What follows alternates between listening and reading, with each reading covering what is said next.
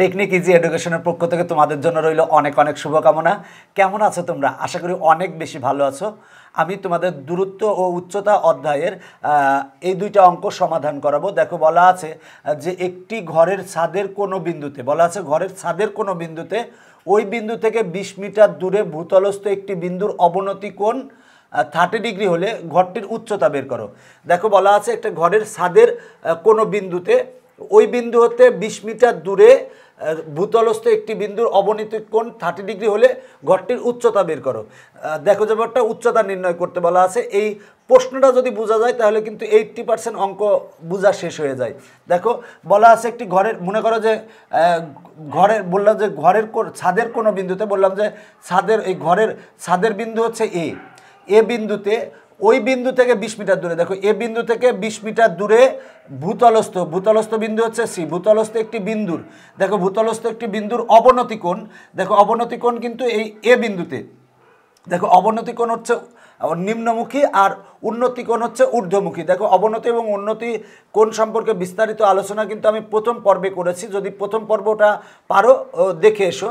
দেখো যে ব্যাপারটা ভূমির সমান্তরাল রেখার সাথে উপরের কোনো বিন্দু যে কোণ উৎপন্ন করে সেটা উন্নতি কোণ। আর দেখো উন্নতি কোণ সবসময় হচ্ছে ঊর্ধ্বমুখী হবে, আর দেখো যে ব্যাপারটা অবনতি কোণ সবসময় নিম্নমুখী হবে। এখানে বলা আছে ভূতলস্থ একটি বিন্দু হচ্ছে সি এর অবনতি কোণ কিন্তু এ বিন্দুতে অবস্থিত। দেখো সি এর অবনতি কোণ এ বিন্দুতে অবস্থিত, সি এর অবনতি কোণ ডি এ সি কোণ হলে ঘরটির উচ্চতা বের করো। দেখো যে ব্যাপারটা ঘরটির উচ্চতা মানে এ বি বের করতে হবে। বলাই আছে যে একটি ঘরের ছাদের কোনো বিন্দুতে এই বিন্দু হচ্ছে ছাদের বিন্দু হচ্ছে এ বিন্দু থেকে 20 মিটার দূরে ভূতলস্থ একটি বিন্দু হচ্ছে সি বিন্দুর অবনতি কোণ কিন্তু এ বিন্দুতে অবস্থিত, ডি এ সি কোণ ইকুয়াল টু 30 ডিগ্রি হলে ঘরটির উচ্চতা নির্ণয় করো। তাহলে আমরা লিখবো, মনে করি ঘরটির উচ্চতা A B equal two 8 metre. এরপরে লিখবো হচ্ছে ঘরের ছাদের এ বিন্দু থেকে 20 মিটার দূরে ভূতলস্থ সি বিন্দুর অবনতি কোণ ডি এ সি কোণ ইকুয়াল টু 30 ডিগ্রি। অতএব এসি ইকুয়াল টু হবে হচ্ছে 20 মিটার। এখন দেখো ডি এ সি কোণ equal to A C B কোণ ইকুয়াল টু 30 ডিগ্রি। কারণ দেখো যে ব্যাপারটা এই কোণটা, দেখো ডি মানে এডি এবং বিসি হচ্ছে সমান্তরাল এবং এসি এদের ছেদক। যদি এডি এবং বিসি সমান্তরাল হয় এবং এসি এদের ছেদক হয় তাহলে এই কোণটা সমান এই কোণটা ইকুয়াল টু 30 ডিগ্রি হবে। তার মানে দেখো যে ব্যাপারটা ডি এ সি কোণ equal to A C B কোণ ইকুয়াল টু 30 ডিগ্রি, মানে এই কোণটা 30 ডিগ্রি হলে এই কোণটাও 30 ডিগ্রি হবে। দেখো যে ব্যাপারটা আমরা কি লিখছি, মনে করি ঘরটির উচ্চতা A B equal two 8 metre. ঘরের ছাদের এ বিন্দু হতে 20 মিটার দূরে ভূতলস্থ সি বিন্দুর অবনতি কোণ ডি এ সি কোণ ইকুয়াল টু 30 ডিগ্রি আর এসি ইকুয়াল টু হচ্ছে 20 মিটার।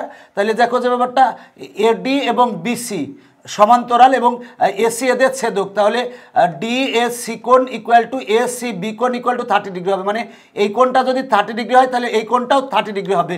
আমরা ব্র্যাকেটে লিখে দিব একান্তর কোণ। দেখো যে ব্যাপারটা এখানে কোণের বিপরীত বাহু হচ্ছে লম্ব হচ্ছে এ বি, আমার এ বি বের করতে হবে। দেখো লম্ব আমার কোণ দেওয়া আছে 30 ডিগ্রি আর এসি দেওয়া আছে, এসি হচ্ছে অতিভুজ দেওয়া আছে, দেখো অতিভুজ দেওয়া আছে এবং কোণ দেওয়া আছে, আর বের করতে হবে লম্ব।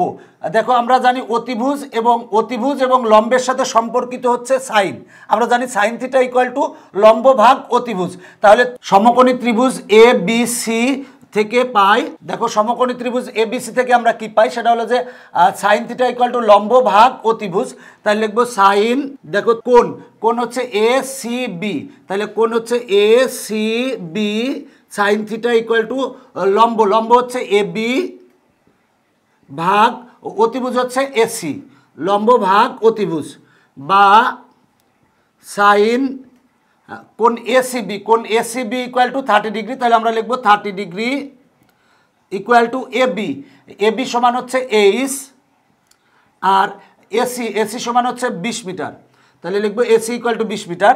এখন আমরা সাইন 30 ডিগ্রির মান, দেখো আমরা সাইন 30 ডিগ্রির মান জানি হচ্ছে হাফ, তাহলে সাইন 30 ডিগ্রি ইকুয়াল টু লিখবো হাফ ইকুয়াল টু 8 ভাগ 20। এখন আমরা যদি আর গুণন করি তাহলে বা দেখো আর গুণন করলে এইচের সাথে 2 গুণ হলে 2h ইকুয়াল টু 20 আর 1 গুণ করলে হয় 20। এবার দেখো 2 গুণ আকার আছে, পক্ষান্তর করলে ভাগ হবে, তার মানে h ইকুয়াল টু 20 ভাগ 2, অতএব h ইকুয়াল টু আসে হচ্ছে 10। তার মানে আমরা h এর মান 10 পেলাম, মানে ঘরটির উচ্চতা হচ্ছে 10 মিটার। তাহলে লিখবো অতএব নির্ণয় ঘরটির উচ্চতা 10 মিটার। দেখো যে ব্যাপারটা ঘরটার উচ্চতা বের করতে বলেছিল, দেখো অঙ্কটা আমার হয়ে গেছে। সেটা হলো যে প্রথমে আমরা প্রশ্ন কি দেওয়া ছিল, প্রশ্ন দেওয়া ছিল হচ্ছে যে ঘরের ছাদের কোনো বিন্দুতে, ছাদের কোনো একটা বিন্দু হচ্ছে এ বিন্দুতে 20 মিটার দূরে ভূতলস্থ সি বিন্দুর অবনতি কোণ, দেখো এই সি বিন্দুর অবনতি কোণ কিন্তু এ বিন্দুতে অবস্থিত, তাহলে অবনতি কোণ ডি এ সি কোণ ইকুয়াল টু 30 ডিগ্রি দেওয়া আছে। এখন বলা আছে ঘরটির উচ্চতা নির্ণয় করো। তাহলে প্রথমে বলবো, মনে করি ঘরটির উচ্চতা A B equal to H metre, ঘরের ছাদের এ বিন্দু হতে 20 মিটার দূরে ভূতলস্থ সি বিন্দুর অবনতি কোণ ডি এ সি কোণ ইকুয়াল টু 30 ডিগ্রি। এরপরে বলবো তাহলে এসি ইকুয়াল টু 20 মিটার, এই বিসি আর এডি হচ্ছে সমান্তরাল এবং এসি এদের ছেদক, তাহলে ডি এ সি কোণ equal to A C B কোণ ইকুয়াল টু 30 ডিগ্রি। তাহলে দেখো আমরা 30 ডিগ্রি পাচ্ছি, মানে এখন আমরা ত্রিভুজ সমকোণী ত্রিভুজ এ বি সি হতে পাই। দেখো ত্রিভুজ, এই ত্রিভুজ হতে কি পাই, আমার লম্ব বের করতে হবে, মানে এ বি বের করতে হবে। এ বি হচ্ছে লম্ব, কারণ কোণের বিপরীত বাহু হচ্ছে লম্ব, লম্ব বের করতে হবে। আমার এসি দেওয়া আছে, দেখো অতিভুজ দেওয়া আছে, তাহলে লম্ব আর অতিভুজের সাথে সম্পর্ক হচ্ছে সাইন, তাহলে লিখবো সাইন এ সি বি কোণ equal two sign theta equal two আমরা জানি লম্ব, লম্ব হচ্ছে এ বি ভাগ অতিভুজ হচ্ছে AC, sign theta equal to লম্ব ভাগ অতিভুজ। এখানে দেখো যে ব্যাপারটা মান বসাও, মান বসিয়ে ক্যালকুলেশন করলে এইচ ইকুয়াল টু 10 আসে, তাহলে অতএব নির্ণয় ঘরটির উচ্চতা 10 মিটার। এখন আমরা এই অঙ্কটা করাবো, এই অঙ্কটা আগের অঙ্কটার মতোই প্রায়। দেখো বলা আছে ঝড়ে একটি গাছ হেলে পড়লো, এরকম গাছ তো থাকে, গাছটা হেলে পড়ছে ঝড়ে, গাছের গোড়া থেকে 7 মিটার উচ্চতায় একটি খুঁটি ঠেস দিয়ে গাছটিকে সোজা করা হলো। এখন বলা আছে মাটিতে খুঁটিটির স্পর্শ বিন্দুর অবনতি কোণ 30 ডিগ্রি হলে খুঁটিটির দৈর্ঘ্য নির্ণয় করো। মনে করো এটা একটা গাছ, যদি বলবো এটা তো গাছ না, সাপোজ মনে করো একটা গাছ আর একটা ভূমি আঁকি, মনে করো এটা একটা মাটি বা ভূমি। তো এখানে দেখো যে ব্যাপারটা, এই গাছ, এই হচ্ছে গাছ, গাছটার উপর দিয়ে ঝড় বয়ে চলে গেল, ঝড় বয়ে যাওয়ার ফলে এরকম বাঁকা হয়ে গেল গাছটা। এখন গাছটা বাঁকা হয়ে যাওয়ার পরে বলা আছে গাছের গোড়া থেকে 7 মিটার উচ্চতায় একটি খুঁটি, এটা মনে করো খুঁটি, এই যে এটা খুঁটি, গোড়া থেকে 7 মিটার উচ্চতায় খুঁটিটিকে ঠেস দিয়ে সোজা করা হলো, এই যে ঠেস দিয়ে সোজা করা হয়েছে, এই যে দেখো এই হচ্ছে ঠেস দিয়ে সোজা করা হয়েছে।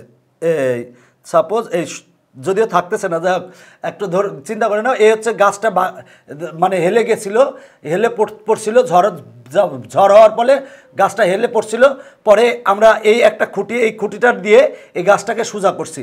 এখন বলা আছে যে এই 7 মিটার উচ্চতায় ঠেস দিয়ে সোজা করা হয়েছে।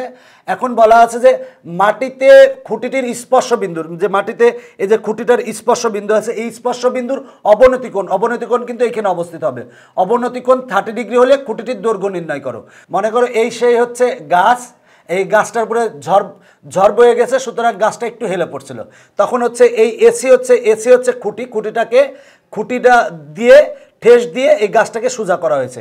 গাছটাকে সোজা করা হয়েছে যে এই উচ্চতায়, এই এ বি ইকুয়াল টু 7 মিটার দেওয়া আছে, এই গোড়ার থেকে 7 মিটার উচ্চতায় খুঁটিটা ঠেস দেওয়ার ফলে গাছটা সোজা হয়েছে।